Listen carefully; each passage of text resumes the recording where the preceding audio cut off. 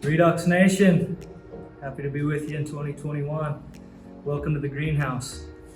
We're just concluding a grow out study we've conducted over the last 36 days. We're going to highlight a few things as it relates to starter fertility, what our expectation is from a starter program, as well as show you some visual response from some soybeans. You're going to wonder, why soybeans in Idaho? Who's growing soybeans in Idaho? Well, we're not. We have some great colleagues and partners and friends in other parts of the U.S. that are growing soybeans, and this is an effort to help them understand our products, our portfolio, how it influences different plant responses, and how we can improve overall production. So let's walk you through what's happened here. So you can see some soybeans, some root development characteristics taking shape. We're going to get to that in a second. When we at Redox talk about starter fertilizers, we want to accomplish three particular objectives. The first being to improve uniformity of emergence. Okay, that's critical in maximizing your seed cost investment. If we're getting every one of those seeds to germinate, getting a good plant out of it, getting a uniform stand, all of a sudden we've got very minimal variability in the field as far as plant to plant characteristics go. We're managing a plant that's very much so like its neighbor and those plants around it. Second, we want to improve plant vigor. Now what's that mean for you guys? We want a plant that gets up out of the ground, gets leaves built fast so we can capture sunlight and get on the side of building carbohydrates and storing energy for that plant. Ideally, in some circumstances, maybe for you potato guys, you're dealing with a physiologically aged seed. It's going to put off a lot of stems, it's going to be slow to come out of the ground. There's going to be a lot of scenarios that you have to spend money to overcome. If we use the right fertility, the right nutrients in the right combination, hopefully we can overcome some of that, and we'll explain why here shortly. And then lastly, we want to maximize genetic potential.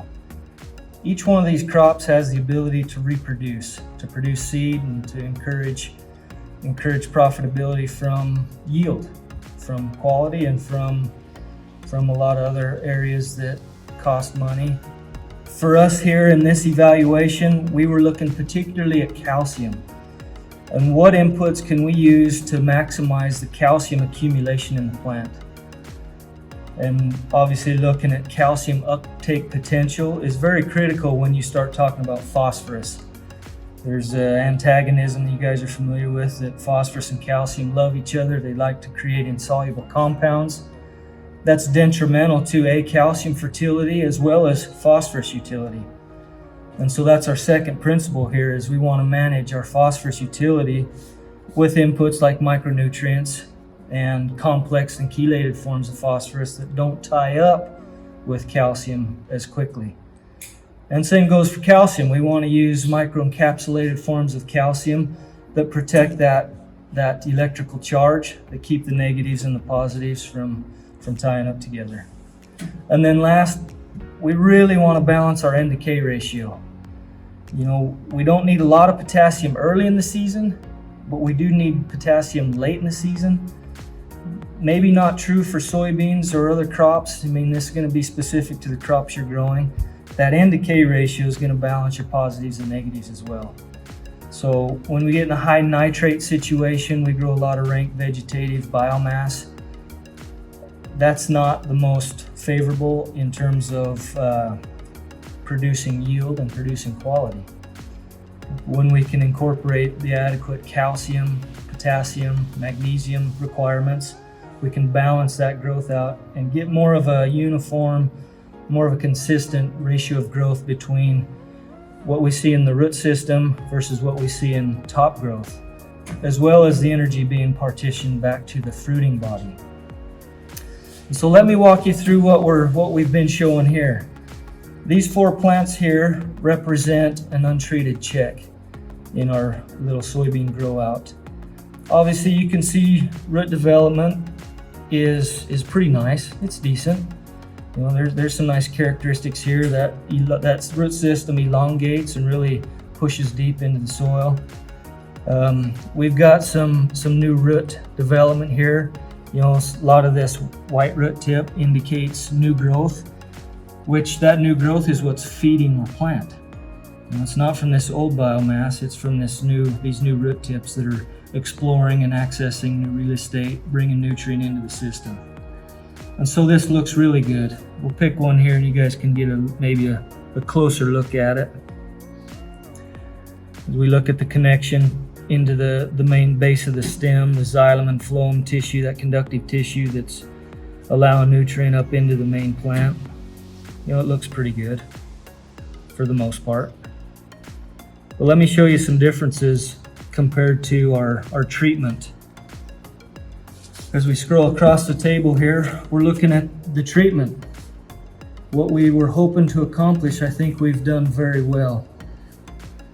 We use tools like Redox to supply a little jag of nitrogen, pretty healthy jag of phosphorus, as well as some potassium in a complex and chelated form that really helps drive utility into that plant. So the N, the P, and the K that we're supplying in an in-furrow treatment is really going to work in helping us build a robust root system, which I think you can see. We might take a step back here and give you a closer comparison, maybe an overall look at the table, just for your eyes to see and make your own evaluation. These plants are 27 days old, so we planted them just prior to Christmas break, and here we are, second, third week of January, pulling these out and doing some evaluation. We see some improvement to above ground biomass, leaf areas a little larger. Not saying that's a big difference in overall production, but 27 days is really all we should expect out of a starter fertilizer program to build energy, to improve vigor, to improve stand uniformity.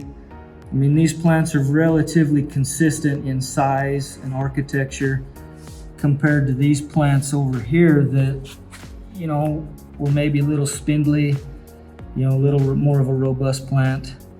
You know, we've got some swirling of the main stem, which might be genotypic of soybeans, I don't know. We see similar characteristics on the treated side as well. We get some funky stem production, which I don't quite understand, but interesting enough, as we look at a big, healthy, robust plant, we look at those root hairs and those lateral roots that attach mainly to the main stem, similar to what you'd look at as a nodal root in corn production, which really moves a lot of nutrient and water into the system. And so yeah, as we compare fertility inputs, we're using Redox here to drive phosphorus nutrition, but using those amino acids in that particular product to really help our lateral root branching. Calcium was critical in this evaluation to see, you know, will calcium give us a bigger, thicker, heavier stalk, more stem diameter, which improves our xylem and phloem tissue. And lastly, our N to K, nitrogen to potassium. We've not got to that point yet in our management of these particular plants. There's not been an appreciable amount of nitrogen applied, nor has there been a lot of additional potassium applied to these plants. But for the most part, I think we're off to a good start by way of getting that plant out of the ground, maximizing our seed cost investment, improving our overall calcium nutrition, and just looking at general root development in those first 30 days. These plants are set up now that they can accumulate a lot of nutrient, a lot of water, they can capture a lot of sunlight very efficiently, which allows us a lot of things later in the season as we look at high heat, some wind, maybe some drought characteristics, and we start asking our plants to perform on a higher level for us. Looking at pod set, looking at reproductive growth, we've built a ton of energy into these plants to support those later season physiological changes. So really, that's what we hope to accomplish. I think we've proven the Redox, Mainstay Calcium, and RootRx are key components in building and establishing a solid crop in that first 30 to 45 days of the growing season. So use this as a consideration for your fertility inputs going into 2021.